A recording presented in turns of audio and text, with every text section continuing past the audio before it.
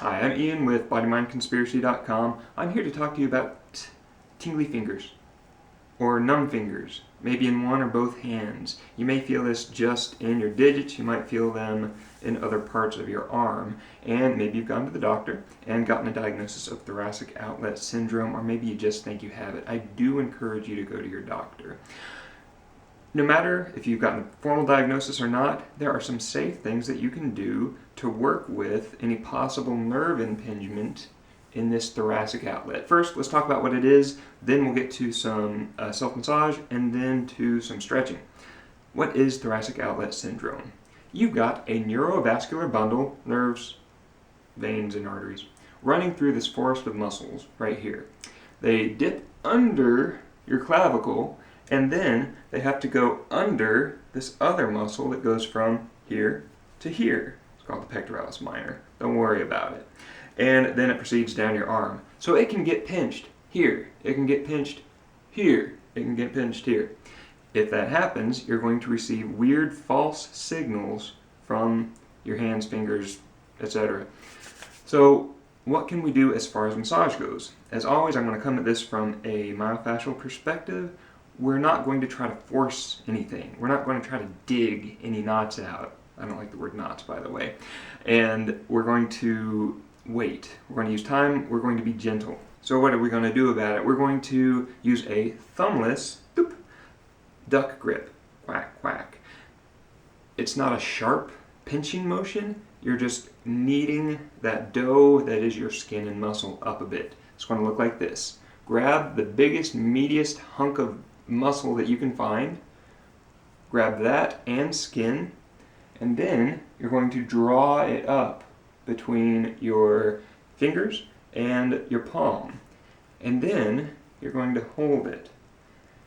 Be gentle. If this hurts, go lighter.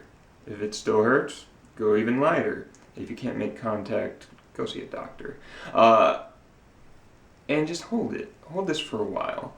And I would like you to make a very easy, simple motion with your head. You're going to be saying no, very slowly.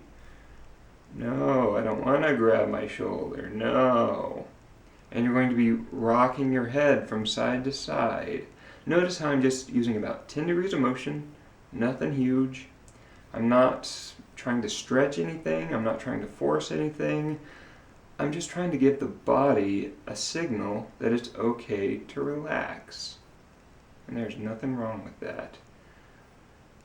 As you go about this, and as you breathe, always keep breathing, you'll notice that your skin might start slipping, that the muscle seems to get softer and softer until finally that skin slips out of your hand. If that doesn't happen, holding it is fine. You can do this through a shirt. Skin-on-skin contact, I think, engages the fascia a bit better. Don't worry about that. Just grab a hunk of meat and hold it. That's the biggest thing. Next, you're going to take 2 fingers and you're going to follow your clavicle, this collarbone right here, and follow this river that flows under it until you hit this big river stone right here. If you can't feel what I'm talking about, just stick near to the underside of your clavicle. Our pressure is going this way. It's going out to the side. It's not going in. We're not stabbing ourselves. We're not trying to force anything. We're not working on trigger points or anything like that. Feel for your collarbone, your clavicle. Go under it an inch or so, and then flow with that river for the next minute or so. You're going to be flowing outward, and we're doing this on the affected side. If you would like to do this on both sides, you can. It's just fine. While this flows, I want you to do a little bit of ballet. I want you to sweep your arm out, bring it back in. Sweep your arm out, bring it back in. If you're doing this at work and you don't want to look funny, you don't have to do the arm sweepy thing.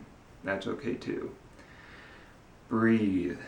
Breathing makes your ribs move. You'll feel it under your fingertips, and as those ribs move, that's going to do some of the massage for you.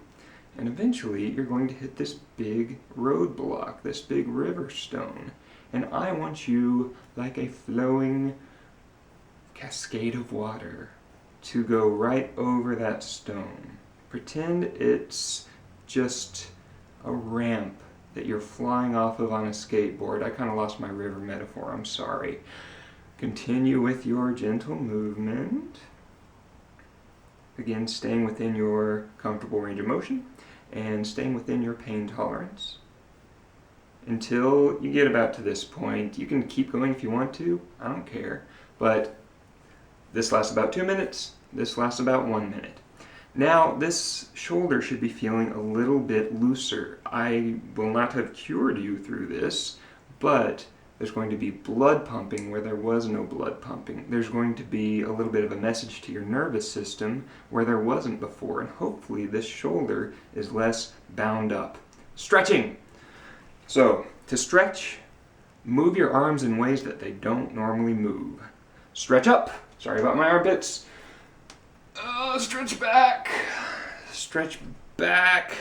and stretch down. I've got my hands clasped behind my back.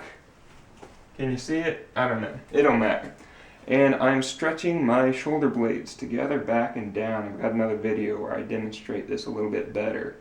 And while I've got my arms stretched like this, I'm going to go back into that gentle rocking. I'm not doing this.